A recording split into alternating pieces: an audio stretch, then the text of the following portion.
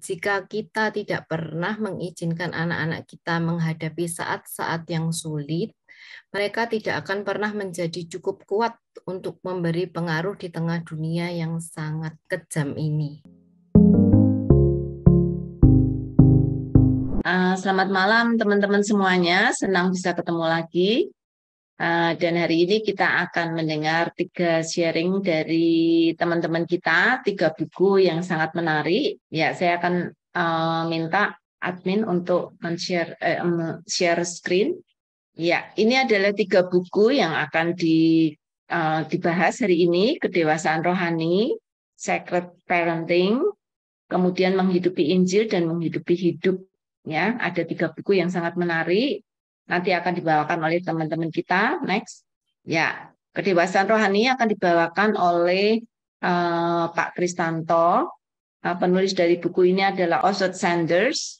Lalu berikutnya buku yang kedua adalah akan dibahas oleh Ibu Luciana. Judulnya Sacred Parenting. Penulisnya adalah Gary Thomas.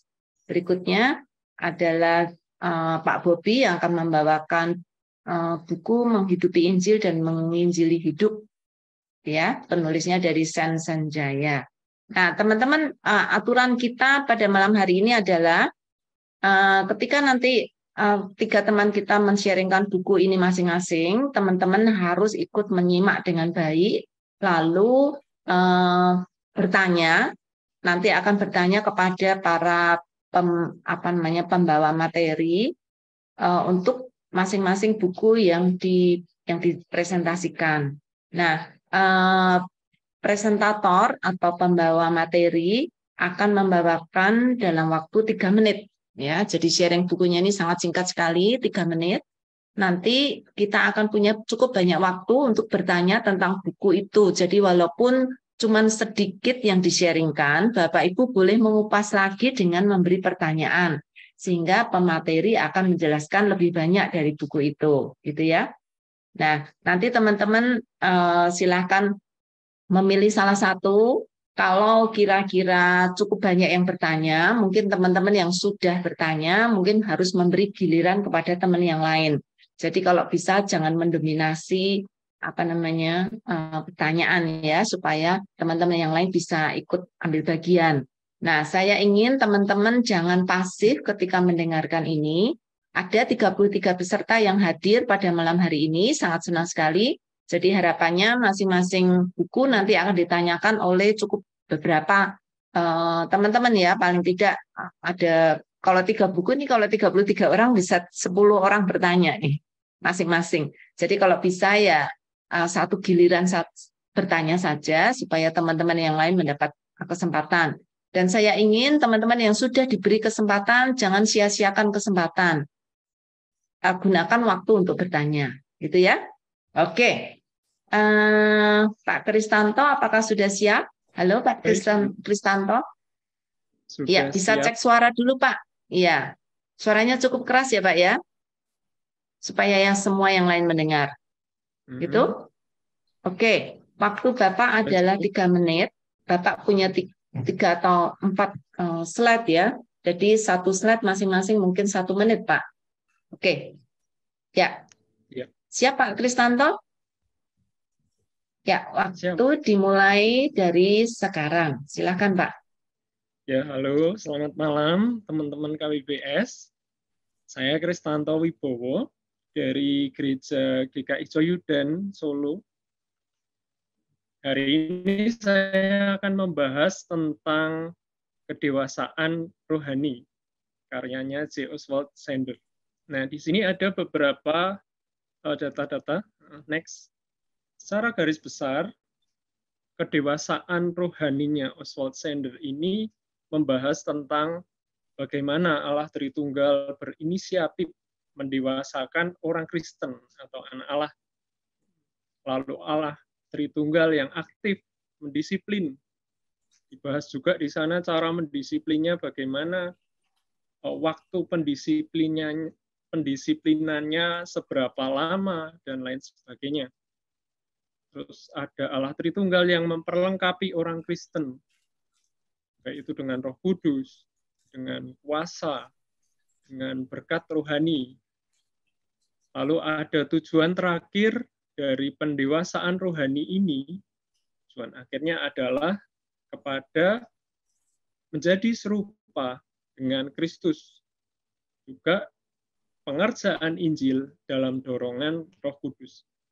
Nah, buku ini sering sekali dipakai sama anak-anak PA ya biasanya. Ketika ber-PA menjadi pegangan secondary book. Next. Allah sendiri yang berinisiatif mendewasakan. Ini ada 3 ayat yang cukup menarik buat saya. Yang pertama Roma 8 ayat 28 tentang bagaimana Allah yang turut bekerja secara aktif mengerjakan pendewasaan ini, mendatangkan kebaikan rohani. Dan seterusnya. Lalu Wahyu 1 ayat 12 dan 13. Di mana ada penglihatan tentang Kristus, penyataan diri Allah kepada manusia. Ada di Yohanes 20 ayat 22. Dan sesudah berkata demikian, ia menghembusi mereka dengan berkata, terimalah Roh Kudus. Roh Kudus sebagai perlengkapan. Next. Allah secara tanpa lelah terus terlibat dalam mengajar. Ini sangat menarik sekali karena di dalam buku ini dia menceritakan tentang kisahnya Yakub. Yakub di mana Yakub ini adalah seorang yang dari namanya saja berarti perampas atau mungkin orang yang pengecut, orang yang suka lari dan lain sebagainya. Nah, dari wataknya sendiri Yakub ini cukup buruk ya, wataknya bengkok. Dikisahkan juga bahwa dia memiliki orang tua yang pilih kasih, suka mengajari yang kurang baik, dan lain sebagainya. Tapi Allah tetap melihat si Yakub ini punya suatu keinginan yang besar terhadap hal-hal rohani. Itu yang membuat Allah terus mengejar dia sampai kepada beberapa krisis disebutkan di sana, krisis Betel, dan lain sebagainya. Lalu untuk tujuan akhir kedewasaan rohani, keserupaan dengan Kristus dan pengerjaan Injil. Ada quote yang menarik di sini. Ia merupakan pengejawantahan dan teladan dari ajarannya yang agung dalam khotbahnya yang dalam dan tajam itu. Jadi Yesus ini atau Kristus adalah tujuan akhir di mana orang-orang Kristen diharapkan menjadi dewasa, mengalami pendewasaan sampai kepada keserupaan dengan Kristus. Next. Spiritual maturity ini merupakan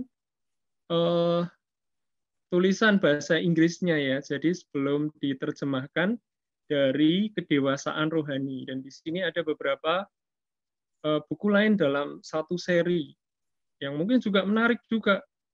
Ini bakalannya mungkin sama fundamentalnya dengan buku yang pertama, tapi saya sendiri juga belum pernah punya buku ini, belum pernah membaca. Siapa tahu nanti suatu ketika seperti spiritual leadership atau spiritual discipleship, ada yang mau membahas, akan sangat menarik sekali. Terima kasih. Terima kasih Pak Kristanto. Ya, kita akan memberikan aplaus terlebih dahulu untuk Pak Kristanto. 45 menit Pak waktunya. Oke, saya akan memberikan kesempatan kepada teman-teman yang akan bertanya. Ya, apakah sudah ada yang bertanya? Ayo cepat saja. Shalom, saya boleh bertanya, Bu? Silakan Pak Umbu. Oke, ini tentang kedewasaan rohani, kedewasaan secara spiritual. Spiritual maksudnya itu kan tentang hal-hal yang spiritual gitu, maksudnya yang roh, berkaitan dengan roh. Nah, rohani. Dewasa secara spiritual atau rohani itu. Ini kalau misalkan pertanyaannya tidak seperti garis besarnya tadi, bisa Bu kalau kita tanya atau? Harus sesuai dengan bukunya Pak. Oh, harus sesuai bukunya, Bu. Ya, Pak Kristanto tidak akan menyiapkan pertanyaan yang lain kecuali tentang buku yang di-sharingkan ya. Oh, oke. Oke, kalau begitu sabar ya, saya lihat dulu tadi screenshotnya. Oke. Ya, boleh dipikirkan ulang, Pak. Ya. Kalau Oke. Pak Ombu mau, silakan ditulis ya, Pak Ombu. Oke. Audionya bisa dimatikan, Pak Ombu. Ribut sekali Siap. soalnya suaranya. Ya, Pak Ombu nanti kalau mau bertanya, silakan tulis di live chat, Pak. Ya, ya, oke. Ini ada pertanyaan pertama dari Pak Samuel Dane. Bagaimana penjelasan tentang Allah Tritunggal dalam buku ini? Apakah di dalam bukunya ada penjelasan Pak Kristanto tentang Allah Tritunggal? Kalau iya, boleh dijelaskan. Sebenarnya tidak ada, Pak Samuel. Tapi di sini seperti kebiasaannya J. Oswald Sanders, di mana dia ketika menulis buku ada bagian per bagian. Jadi dibagi menjadi 3 bagian biasanya. Yang pertama Allah bla bla bla, Allah bla bla bla, Allah bla bla bla. Yang kedua Kristus bla bla bla, Kristus bla bla bla. Lalu yang ketiga Roh Kudus bla bla bla bla bla bla. Gitu. Ya, ya. Oke, jadi tidak secara spesifik membahas tentang Tritunggal ya, Pak ya? Iya. Iya. Oke, tidak apa-apa kalau tidak dijelaskan di dalam buku dan Pak Kristanto melihat itu tidak ada di dalam buku, tidak harus dijawab. Oke, pertanyaan yang kedua, Pak, dari Saudari Roma. Apakah dalam buku tersebut disebutkan bagaimana langkah-langkah untuk menjadi dewasa secara rohani?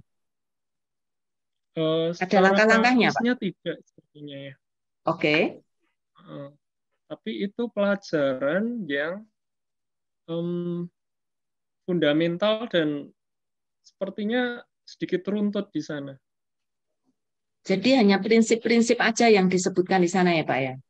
Ya, prinsip tidak dan ada langkah-langkah prinsip.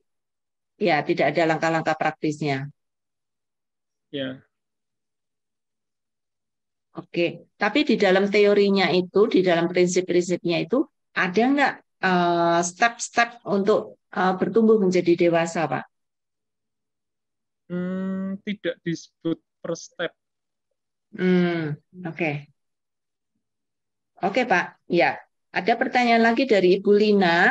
Bagaimana tentang pendisiplinan yang diceritakan di buku tersebut? Bisa dijelaskan lebih rinci lagi, Pak, tentang pendisiplinan yang disebutkan di dalam buku itu artinya apa? Pendisiplinan dari Allah, di mana pakai ayat yang mana tadi ya? Roma 8:28 nih.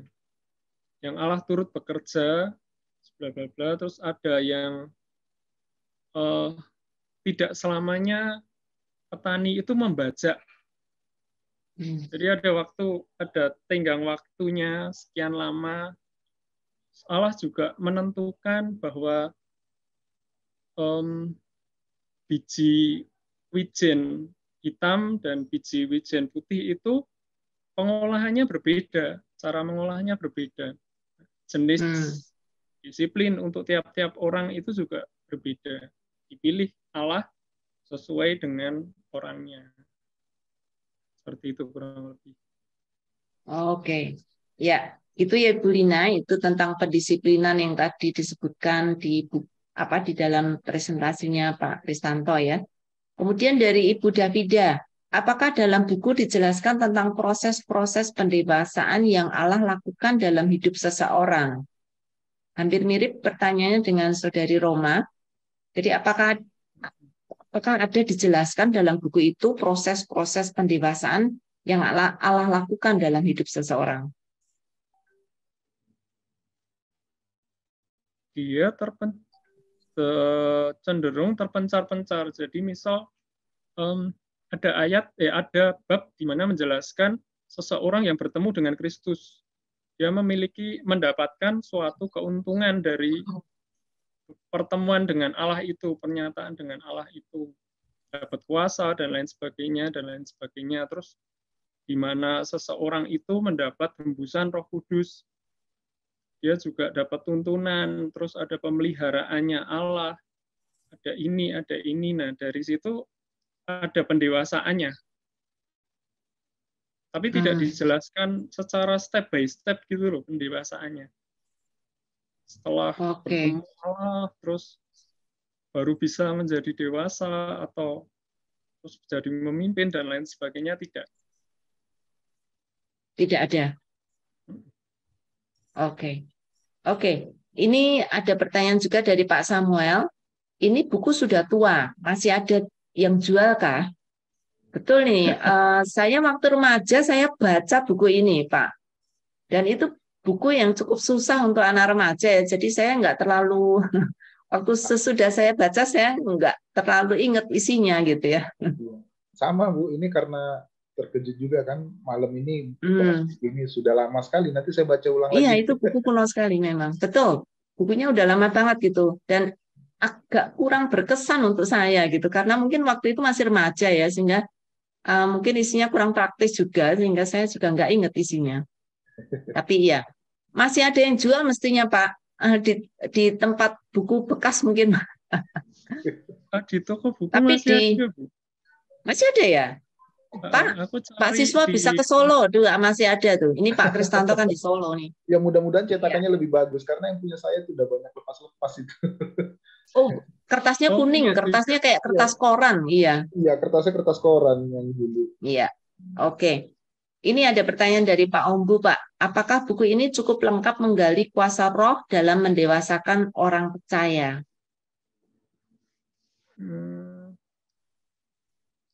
Sepertinya tidak selengkap itu ya.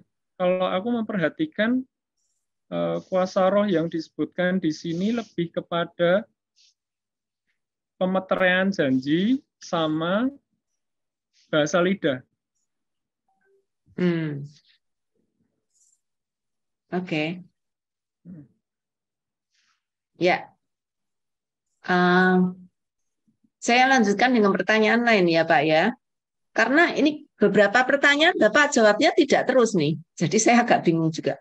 Oke, ini ada Ibu Dora yang bertanya, apakah dalam buku ini memberikan contoh-contoh manifestasi kedewasaan rohani dalam kehidupan sehari-hari? Nah, ini pertanyaan semua. Ini pertanyaannya. Di situ disebutkan beberapa kasus yang memang terjadi.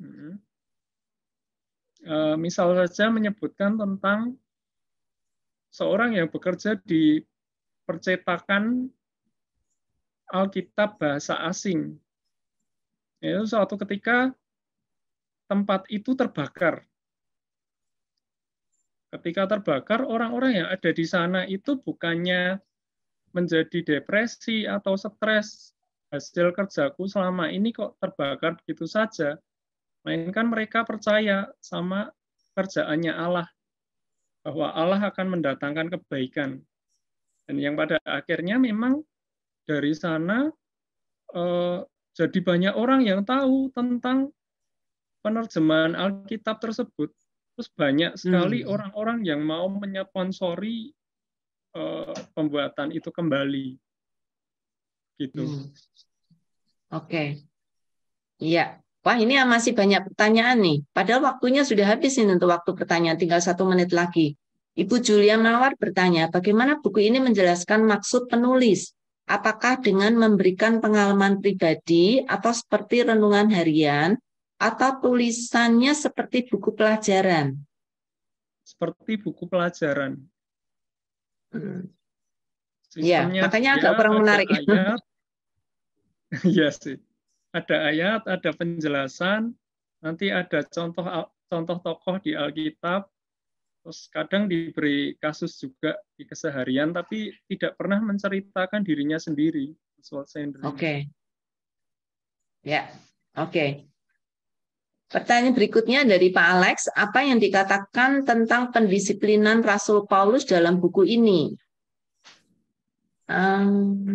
Tadi sudah dijelaskan tentang pendisiplinan ya, lebih kepada Allah ya. Apakah ada Rasul Paulus, Pak Kristanto?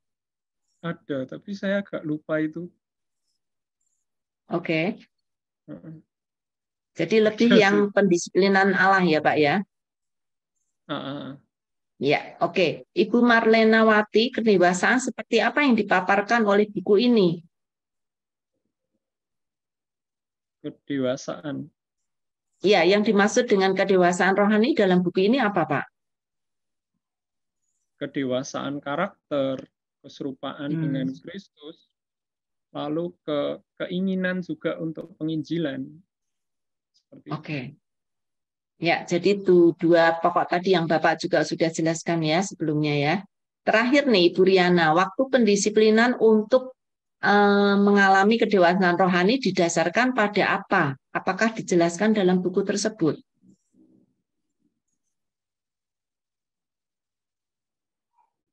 Cara menilainya, menilai orangnya dewasa atau tidak? Kalau Ibu Riana menulisnya sih waktu pendisiplinan untuk mengalami kedewasaan rohani. Jadi apakah dan itu didasarkan atas apa? Mungkin maksud Bu Riana, apakah dalam pendisiplinan rohani itu dibutuhkan waktu yang cukup, maksudnya sesuai dengan waktu Allah atau bagaimana gitu? Kan tadi Bapak bilang kan masing-masing kita didisiplin Allah dengan cara yang berbeda-beda ya Pak ya. Nah kalau di buku ini itu didasarkan atas apa? Allah melihat batasannya manusia, terus memberikan ujian itu, pendisiplinan itu dengan batas waktu tertentu sesuai dengan pemikirannya Allah. Nah, ketika itu sudah selesai, ya sudah berhenti dulu. Nah, suatu ketika mungkin akan ada pendisiplinan yang lain lagi. Itu diberi pendisiplinan yang lain lagi, mungkin dengan waktu yang lamanya beda, dengan jenis yang beda juga. Ya. Oke, teman-teman, waktunya sudah sangat lewat. Jadi saya harus berhenti. Kalau nanti teman-teman masih ada yang ingin memberi pertanyaan, silahkan tetap ditulis di live chat. Nanti admin akan mengumpulkannya. Dan nanti kalau Pak Kristanto berkenan, ini usulan dari Pak Samuel, pertanyaan akan diposting di grup KBBS. Nanti Pak Kristanto akan jawab di situ. Gitu ya Pak ya? Oke, jadi teman-teman yang masih penasaran, saya sendiri juga penasaran. Saya tahu benar buku itu, tapi saya nggak ingat isinya. Kurang berkesan gitu untuk saya. Jadi saya mencoba mengingat-ingat itu buku dulu gimana ya. Tapi silakan teman-teman yang masih penasaran dengan buku ini dan pengen tahu, mungkin Pak Kristanto bisa menjelaskan lebih nanti waktu di grup ya. Oke, thank you Pak Kristanto. Sekali lagi mengucapkan terima kasih untuk sharingnya dan juga untuk menjawab pertanyaan-pertanyaan teman-teman gitu ya. Oke, yang waktu berikutnya saya berikan kepada Ibu Luciana untuk membawakan presentasinya. Silakan Ibu. Selamat malam. Selamat malam. Ibu waktunya 3 menit ya, maksimal 5 menit. Jadi mungkin bisa bicara lebih cepat supaya materi yang dibawakan bisa selesai dalam waktu 3-5 menit. Oke, silakan Ibu. Mulai dari sekarang. Selamat malam, saya Luciana Cecilia, saya dari GKI Kejayaan. Buku yang saya bawakan malam ini Secret Parenting dengan penulis Gary Thomas. Buku ini terdiri dari 13 bab dan 315 halaman. Buku ini saya temukan ketika saya membaca buku Secret Marriage. Nah, ketika itu saya lihat kok ada buku Secret Parenting, saya tertarik untuk membacanya, ingin tahu bagaimana sebenarnya mendidik anak itu. Nah, ternyata di buku ini tidak menjelaskan bagaimana orang tua berproses saat mengasuh anak. Ini maksudnya bagaimana buku ini tidak menjelaskan bagaimana kita harus mengasuh anak, tetapi justru di sini dijelaskan bagaimana kita justru yang berproses, maksudnya begitu, dalam mengasuh anak. Terus dalam buku ini banyak contoh-contoh dari pengalaman penulis maupun pengalaman dari teman-teman penulis yang dituliskan dalam buku ini. Terus ada 3 hal yang saya ingin bagikan pada malam hari ini, yaitu kepedihan terberat. Kepedihan terberat yang dibahas dalam buku ini adalah kepedihan yang dialami orang tua. Orang tua biasanya akan merasa sakit atau sedih jika melihat anak-anaknya mungkin melakukan tugas yang berat. Kita kayak nggak tega gitu.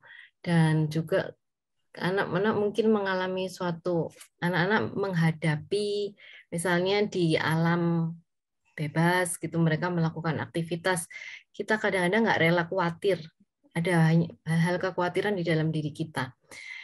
Namun di dalam buku ini saya diingatkan ada kalimat yang berbunyi, jika kita tidak pernah mengizinkan anak-anak kita menghadapi saat-saat yang sulit, mereka tidak akan pernah menjadi cukup kuat untuk memberi pengaruh di tengah dunia yang sangat kejam ini. Jadi maksudnya kita sebagai orang tua kita harus berproses merelakan anak untuk mereka berproses menghadapi proses itu. Terus jangan meninggalkan kebenaran kekal untuk mendapat keuntungan yang sementara. Ini contohnya dari Imam Eli. Imam Eli istilahnya dia lebih senang, seakan-akan dia lebih senang gitu kalau melihat anak-anaknya bahagia dengan melakukan ya kesenangan-kesenangan secara daging dengan mengambil korban-korban secara semena-mena dibandingkan anak-anaknya menjaga kekudusan. Jadi maksudnya Imam Eli enggak enggan memberikan peringatan kepada anaknya dengan keras gitu, sehingga itu menimbulkan murka Tuhan. Nah, di sini saya diingatkan bahwa kita sebagai orang tua kita harus lebih erat hubungan kita dengan Tuhan supaya kita boleh memperoleh kekudusan. Maksudnya anak-anak itu kita ajar untuk hidup kudus. Terus dengan contoh Allah Bapa, di mana Allah Bapa merelakan anaknya untuk menderita di kayu salib, sehingga dengan Tuhan Yesus mati di kayu salib, kita sebagai manusia memperoleh kehidupan kekal, dan Tuhan Yesus pun dengan mati di kayu salib, Tuhan mendapatkan kemenangan mulia yang Tuhan raih karena Tuhan telah mati dan telah bangkit. Lanjut. Terus bab yang kedua, menggapai surga. Nah, dalam menggapai surga ini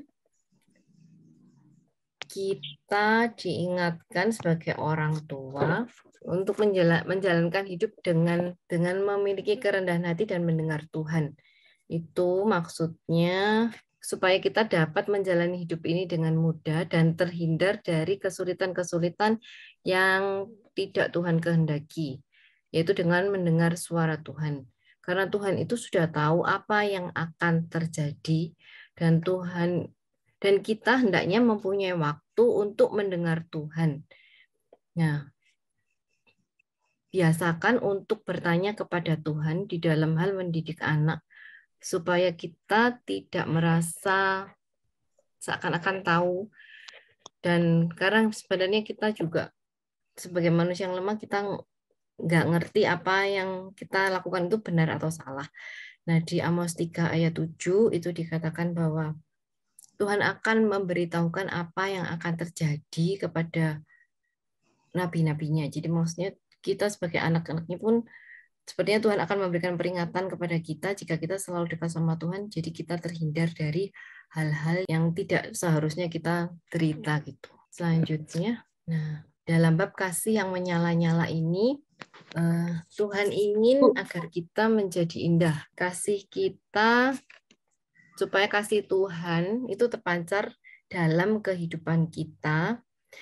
Nah, kasih pun kasih itu selalu melekat di dalam hidup kita, selalu melekat. Jadi meskipun di saat kita dalam keadaan marah, itu diharapkan kasih itu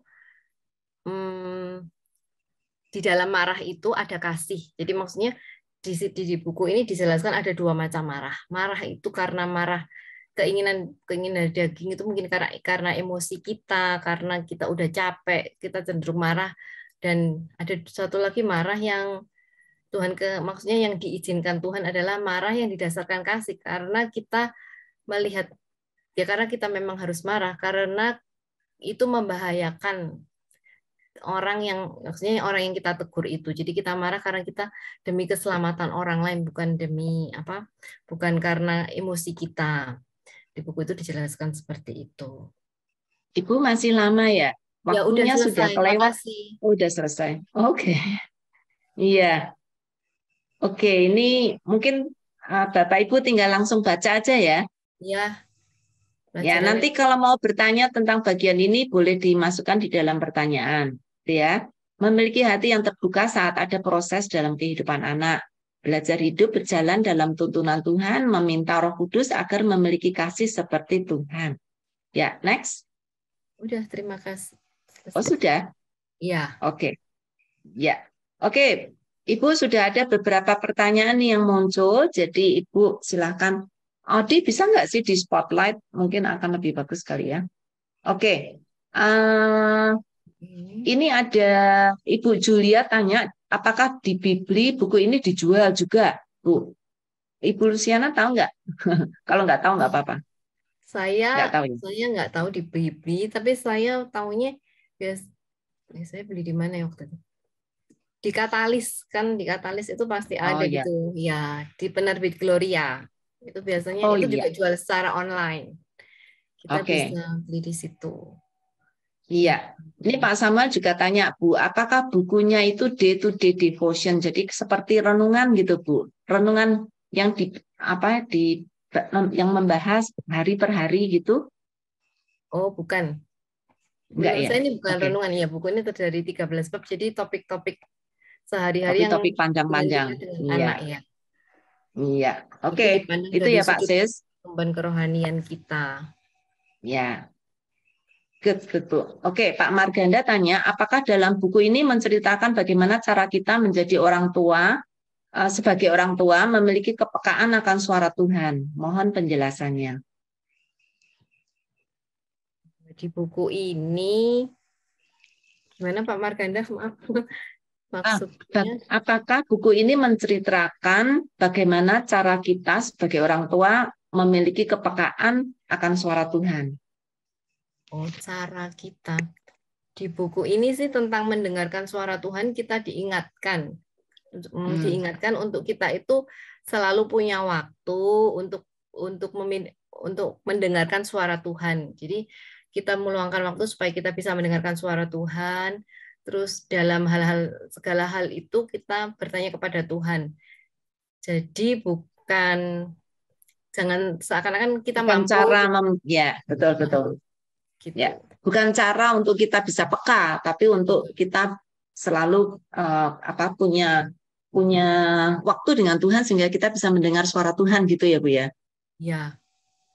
Ya, oke. Dari Pak Samuel Dani, apakah dengan kerendahan hati dan dengar Tuhan bisa terhindar dari masalah?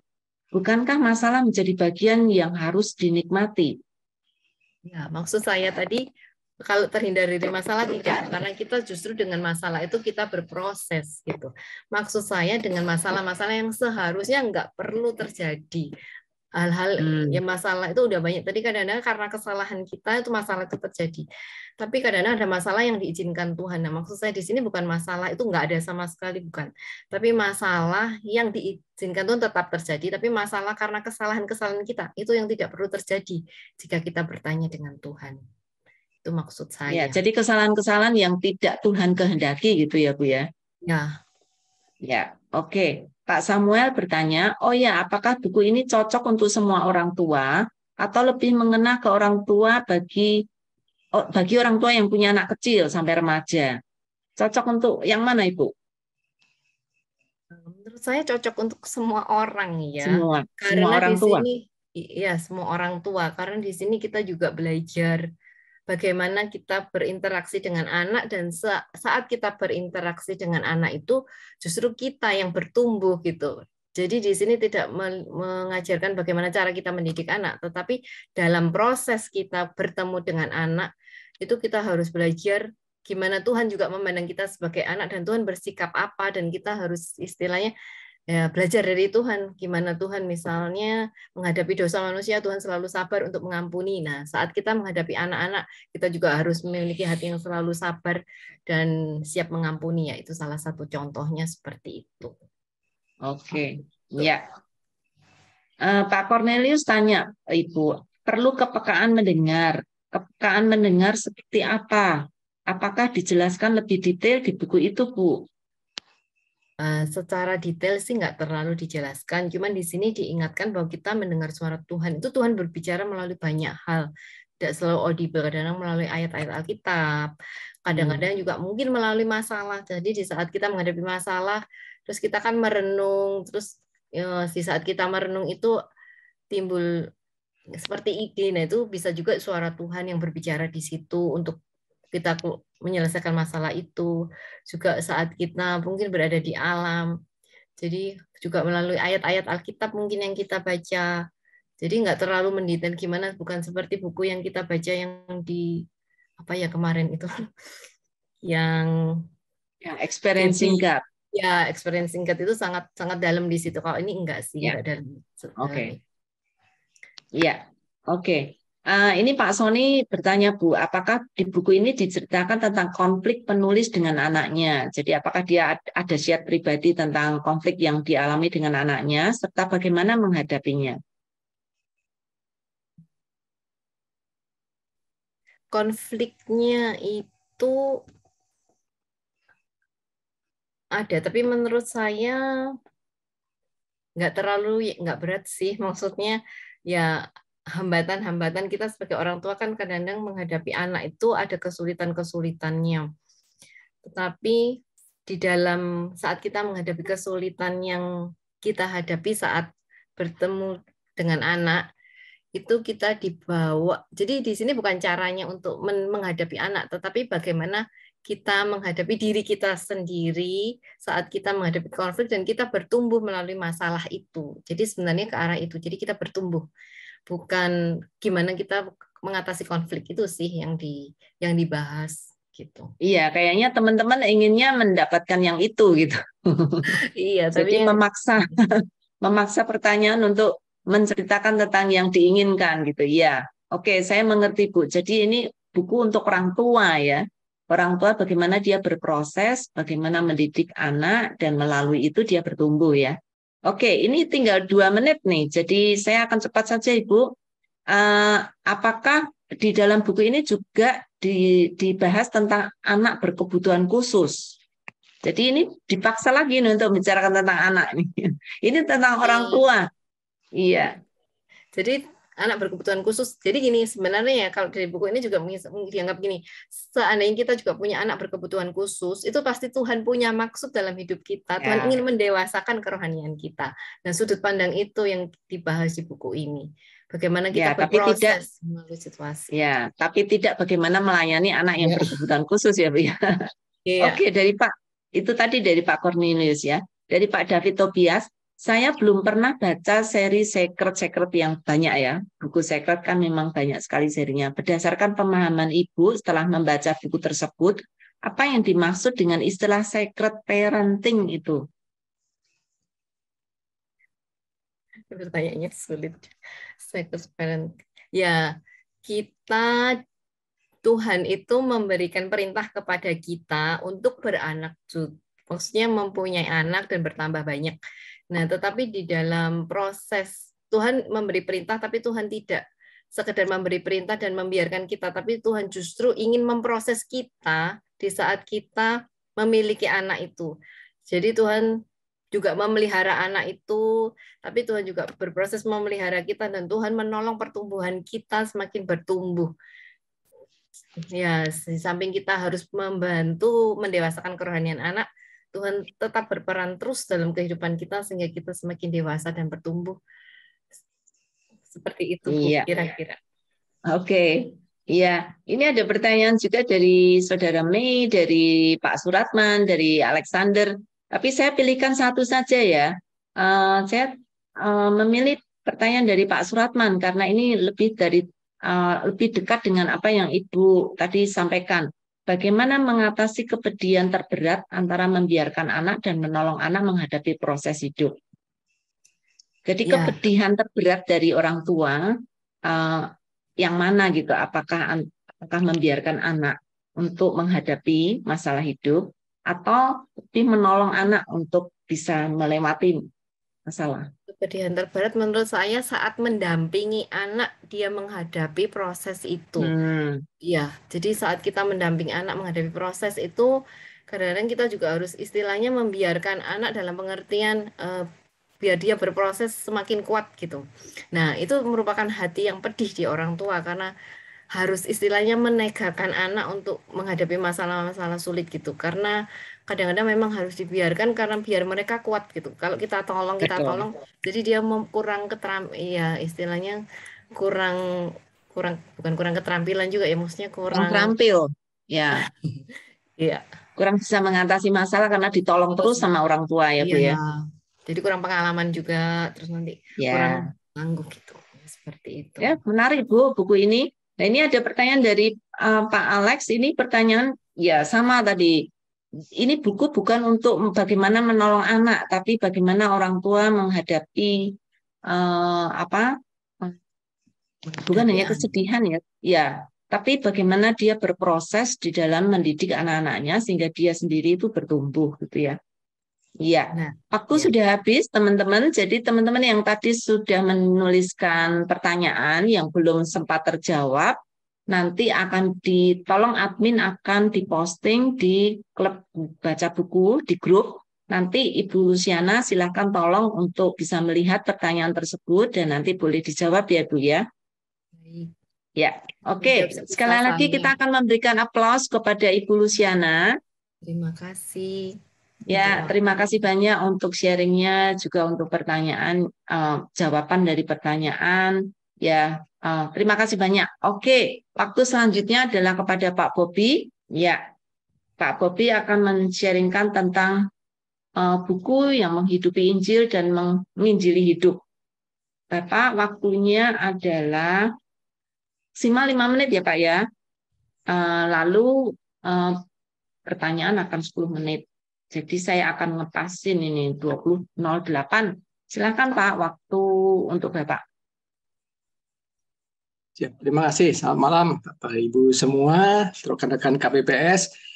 Baik, saya Bobi Guliano, saya di GKI Camar, tinggal di Bekasi. Nah, buku yang saya bahas ini adalah Menghidupi Injil dan Menginjili Hidup. Ini karya Sen Sanjaya. Oke, next Bu. Oke, ini statistik nanti dibaca sendiri saja, tapi intinya komentar saya adalah itu buku ini daging semua, ya bahasanya. Oke, next.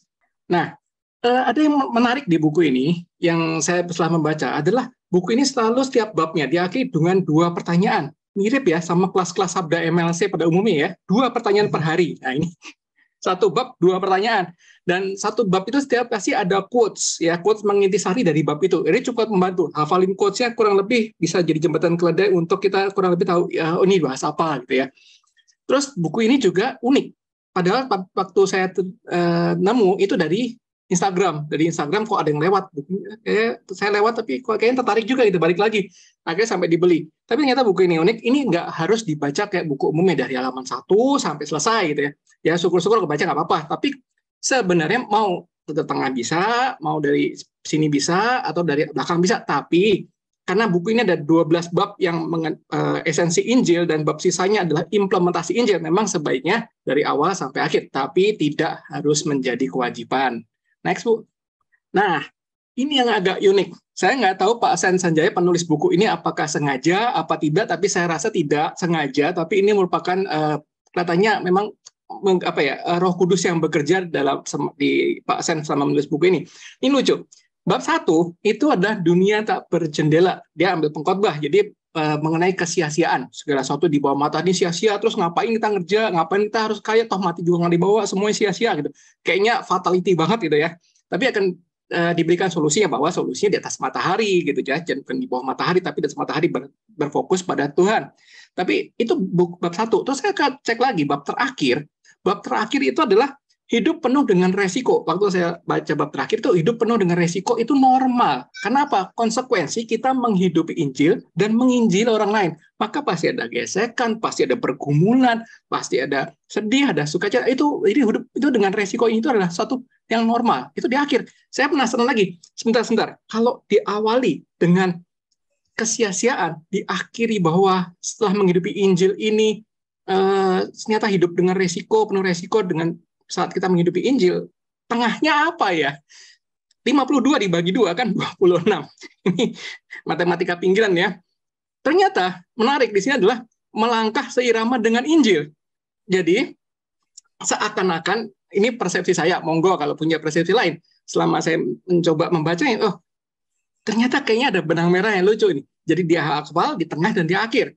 Jadi pertama, untuk bisa menghidupi dan menginjil orang lain, pertama kita harus menyadari bahwa kalau kita cuma tanpa Tuhan, ambisi sendiri, segala sesuatu di kolong langit ini adalah sia-sia gitu. Di bawah matahari itu sia-sia gitu.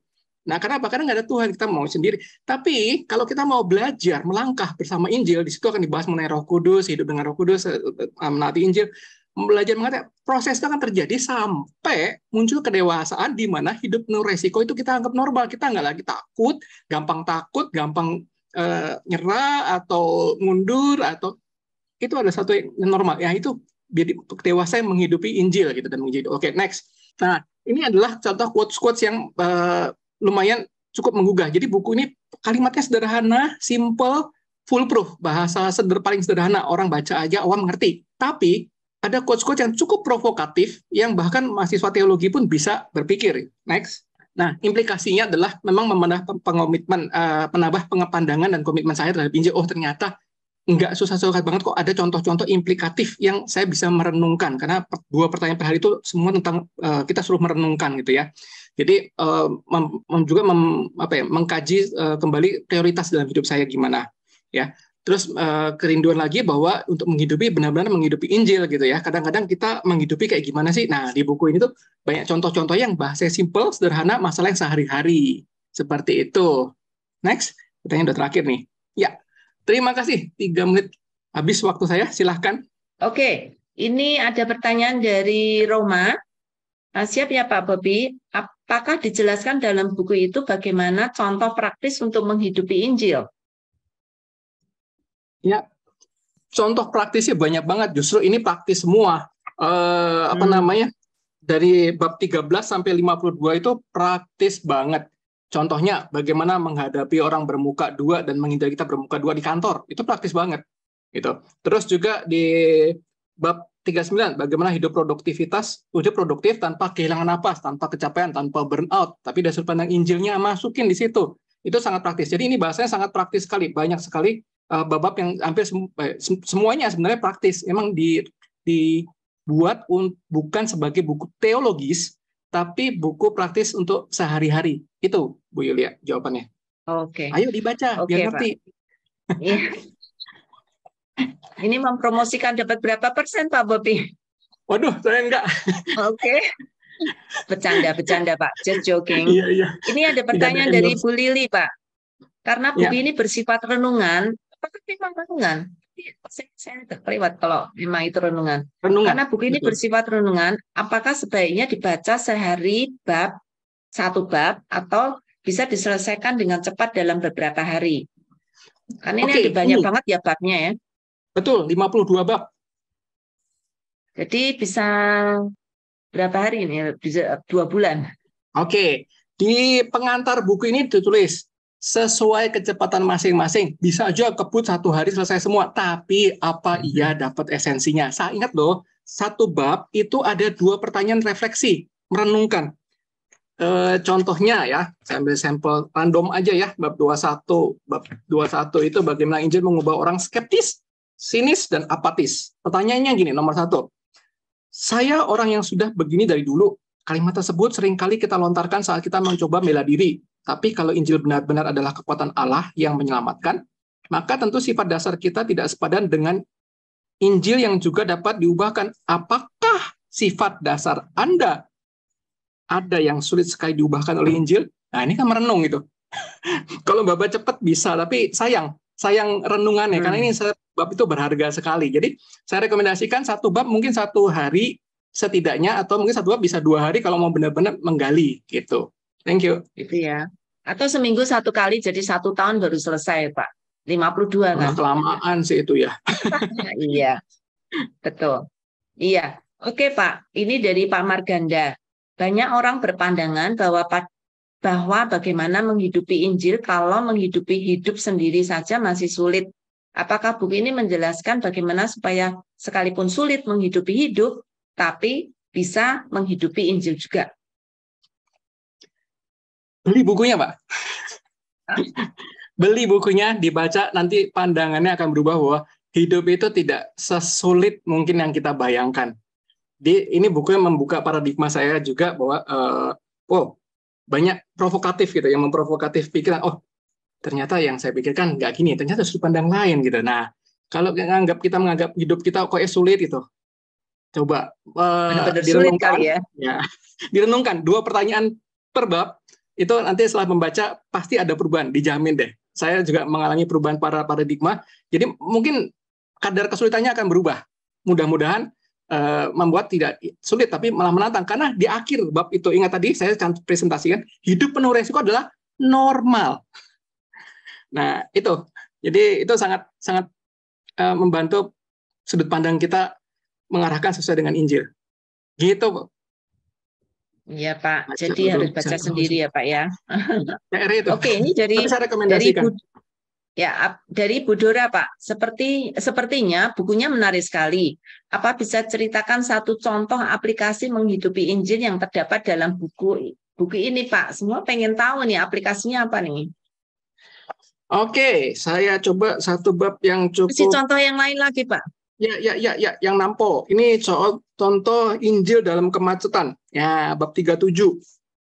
Bertemu Tuhan saat terjebak macet. Ini kan aplikatif banget ya, kalau apalagi kita di Jakarta macet gitu ya. Nah, bab 37 itu Injil dan kemacetan, itu cerita tentang kita tuh kalau lagi macet, terus lagi buru-buru, saya harus nyampe kantor jam segini, waduh macet. Terus ada yang ngegat jalan, wah kita tuh langsung cepet naik darah. Dan kita akan melotot, terus siap berantem. Nah, kembali, bagaimana kita harus bersikap, apakah itu menggambarkan seorang Kristen yang menghidupi Injil? Nah, di situ dia akan challenge. Ya, jadi kasih contoh challenge. Jadi dia kasih kesaksian juga gitu. Jadi akhirnya harusnya pas habis dia mengalami itu dia nyesal gitu kan. Nah, jadi harusnya tidak demikian, karena Tuhan itu harus memberikan kita tuh harus bisa menjadi bukan bagi batu sandungan, bahkan di tengah kemacetan sekalipun harus bisa menguasai diri. Nah, itu contoh aplikasi di situ, bahkan di tengah kemacetan itu jadi sampel bahwa menghidupi Injil kita harus bisa menguasai diri dan juga mengasihi sesama, mengasihi orang lain. Jadi nggak sampai karena kita melihat dari sudut pandang kita doang, nggak melihat sudut pandang orang, pokoknya kita maunya harus nyampe kantor jam segini macet, ada yang bikin gara-gara cari masalah gitu, siap berantem, nggak begitu. Nah, itu contohnya ya. Jadi memang harus dipraktekkan, walaupun di sini banyak dikasih contoh-contohnya gitu. Iya, oke. Ini ada pertanyaan dari Pak David, Pak. Adakah contoh kasus tentang pekabaran Injil secara kontekstual? Kontekstual, karena ini buku renungannya bukan buku teologis, mungkin tidak menggambarkan bagaimana penginjilan itu atau misi, enggak. Tapi gimana orang itu bisa melihat Tuhan melalui kehidupan kita sehari-hari. Nah, kehidupan sehari-hari, aspek apa sih yang orang bisa melihat Tuhan dalam kehidupan kita, itu yang dijelaskan gitu. Teologi kenikmatan di pasal 23, bab 23, itu apakah orang Kristen nggak boleh pernikmatan, harus selalu sengsara. Nah, bagaimana dalam kenikmatan kita dalam masa yang senang, tapi bisa juga tetap ada Kristus, orang bisa lihat ada Kristus. Itu sangat-sangat simple. Terus mana tadi? Injil dan relasi suami istri. Nah, ini juga satu hal yang praktek gitu. Bagaimana Injil itu kita dengan Tuhan itu seperti suami dan istri, itu dijelaskan. Tapi bukan buku teologi misi atau teologi penginjilan sih. Gitu. Ya, jadi lebih banyak ke prakteknya ya, Pak. Aduh, ini waktunya. Ya, waktunya tinggal 2 menit nih. Jadi saya harus cepat untuk bisa ini Pak Umbu tadi sudah dijelaskan Pak Bobi ya, aku nggak tahu apakah perlu ditanyakan lagi. Bagaimana menghadapi orang 2 muka menurut buku ini, Pak? Ya. Ya, itu ada refleksi tadi beberapa tadi ya. Solusi Injil, nah 167 bab berapa nih? Masih tadi Injil bagi bermuka 2 bab 35. Ya, kalau contoh-contoh saya kira mungkin bisa baca sendiri sih. Ini jangan jadi people pleaser seperti itu jadinya. Emang Lumayan. Tapi gini, Ya, satu bab itu paling cuma 2-3 lembar aja kok. Jadi ini simple. Satu bab itu 2-3 lembar aja. Jadi nggak banyak-banyak. Nah, ini pertanyaan dari Ibu Julia nih. Apakah itu berarti bahasanya mudah dipahami ya, Pak? Sangat mudah dan sangat sehari-hari, dan nggak ada bahasa jargon-jargon teologis, nggak ada jargon-jargon yang susah. Sangat sehari-hari sekali. Jadi tidak memakai majas ya? Mungkin bukan tidak memakai sama sekali, tapi kalaupun ada itu majas yang udah umum dipakai gitu loh, bukan majas yang khusus anak STT gitu, enggak. Iya, jadi ini lebih buku praktis ya untuk menjelaskan, karena ini memang renungan ya. Judul bukunya apa tadi? Waduh, Bapak nanti lihat lagi ya Pak ya. Pak David tanya judulnya apa. Oke, di bukunya reflektif, meskipun bahasa mudah dibaca tetapi membutuhkan pemikiran. Iya betul. Walaupun kelihatannya praktis, Pak, itu nggak gampang untuk dicerna gitu ya. Oke, ini ada pertanyaan dari Rem. Berarti menginjili hidup yang dimaksud judul ini untuk pribadi pembacanya ya, Pak? Enggak. Pribadi pembacanya ada pertama memang kita bagaimana menghidupi Injil. Jadi penulis mengharapkan setelah membaca buku ini, outputnya adalah memahami Injil itu secara komprehensif dari sudut pandang penulis pasti ya, dari kiblatnya penulis, dan formatif. Jadi formatif itu gimana sih? Menghidupi Injil, tapi juga kita bisa menjadi kesaksian bagi orang lain tanpa harus bilang Tuhan Yesus ada jalan keselamatan, tanpa harus, tapi dalam hidup kita tuh orang bisa lihat, oh ada Tuhan ya dalam kehidupannya gitu. Kurang lebihnya sifatnya gitu. Ya, tidak harus memakai jargon Kristen atau tidak harus pakai ornamen Kristen gitu ya Pak ya. Betul. Oke Pak, waktunya udah habis nih. Walaupun kelihatannya Pak Bobi terus-menerus mengatakan ini buku gampang dibaca karena praktis, tapi kayaknya kok dari pendengaran saya nih, itu bukan buku yang mudah untuk dipahami Pak. Perlu pemikiran yang agak rumit nih. Iya, gini, memang bahasanya itu bahasa sangat sederhana, tapi dia juga mencoba memberikan contoh ayat-ayat, tapi memang pemikirannya itu cukup dalam, jadi kedalamannya itu cukup untuk butuh waktu untuk merenung, apalagi ada pertanyaan itu benar-benar butuh merenungkan banget itu. Jadi memang tidak mudah dicerna secara sambil lalu, cepat-cepat nggak bisa, nggak dapat apa-apa sayang. Tapi bahasa kalimatnya dijamin nggak ada jargon-jargon yang terlalu pelik, itu aja. Ya, berarti tadi yang saya bicarakan disetujui itu Pak, juga Pak Samuel Siswo ya, 1 minggu 1 bab gitu. Jadi ini setahun baru selesai. Kalau dipikirin benar-benar gitu ya. Iya teman-teman, waktunya.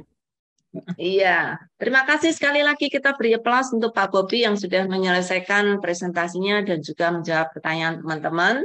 Ya, semoga menjadi berkat. Ini 3 buku yang kita hadapi hari ini ternyata bukan buku-buku yang mudah-mudah ya, yang mudah dicerna untuk kita semuanya.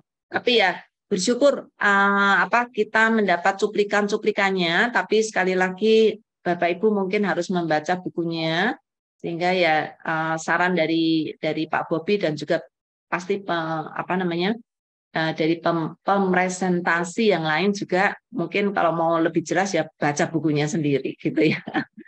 Iya, saya hanya akan memberi kesimpulan bahwa tadi apa yang dibicarakan oleh Pak Kristanto itu satu buku tentang kedewasaan rohani, bukan satu buku praktis, tetapi prinsip-prinsip yang diberikan ya, secara khusus tentang bagaimana Allah memberikan contoh di dalam pendisiplinan kepada kita untuk menjadi orang nantinya untuk menjadi orang yang dewasa. Dan kedewasaan rohani yang diinginkan di dalam buku itu adalah bagaimana kita menjadi semakin serupa dengan Kristus dan kita semakin membawa Injil kepada orang-orang yang ada di sekitar kita, gitu ya. Jadi kedewasaan rohani yang dimaksud di sini bukan hanya secara karakter gitu ya, tetapi bagaimana kita mengerti Allah dan bagaimana kita melihat dunia ini sebagaimana Tuhan melihat kita gitu ya, sehingga kita didorong untuk menginjili kepada orang lain, dan itu menjadi salah satu tanda bahwa kita memiliki kedewasaan rohani, gitu ya.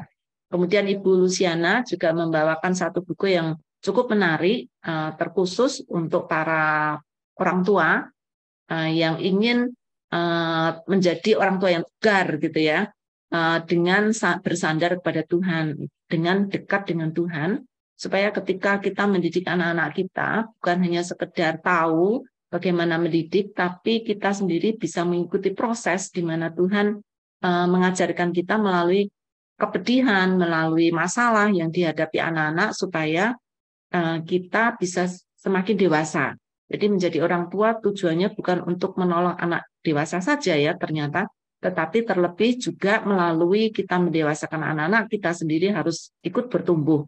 Dan sacred parenting ini menjadi satu kunci di mana Tuhanlah yang ikut berperan mendidik kita dan kita mendidik anak-anak kita gitu ya. Menjadi teladan, Allah menjadi teladan bagi kita ketika kita mendidik anak-anak kita ya. Kemudian yang Pak Bobi lebih banyak, bukunya lebih banyak tentang renungan yang sangat dalam, tentang bagaimana hidup di dalam keseharian kita, di dalam kita memikirkan tentang mengaplikasikan Injil di dalam hidup kita, sehingga apa yang kita dapatkan di dalam kehidupan kita, di dalam pengertian kita akan Injil, di dalam kehidupan kerohanian kita, sungguh-sungguh terrefleksi di dalam setiap tindakan kita sehari-hari gitu ya. Sehingga apa yang Tuhan tanamkan di dalam hidup kita itu bukan hanya sekedar di permukaan, tetapi jauh ke dalam, sehingga terrefleksi di dalam kehidupan sehari-hari, tindakan-tindakan kita, pola pikir kita, pengertian kita, dan lain-lain. Jadi teman-teman, 3 buku ini semoga menjadi menjadi satu pendorong bagi kita untuk melihat bagaimana Tuhan sungguh menginginkan kita semakin bertumbuh dalam setiap area hidup kita, baik itu sebagai di dalam area kerohanian kita, di dalam kehidupan kita sebagai orang tua, dan juga sebagai pribadi keseharian kita untuk menampilkan siapakah Kristus, gitu ya. Ya, terima kasih, saya mendapatkan banyak berkat juga dari perenungan yang diberikan oleh masing-masing presenter. Dan saya bersyukur pertanyaan-pertanyaan teman-teman sangat menolong untuk semakin mengerti isi dari buku itu, walaupun tetap tidak akan bisa komplit ya, tetapi paling tidak mengicipi beberapa bagian yang sudah di-share-kan. Jadi terima kasih sekali lagi kepada 3 presenter dan juga teman-teman yang sudah bertanya, yang sudah memberikan antusiasme, partisipasi di dalam sharing buku pada hari ini atau pada temu anggota KBPS hari ini. Jadi sekali lagi, thank you untuk semuanya.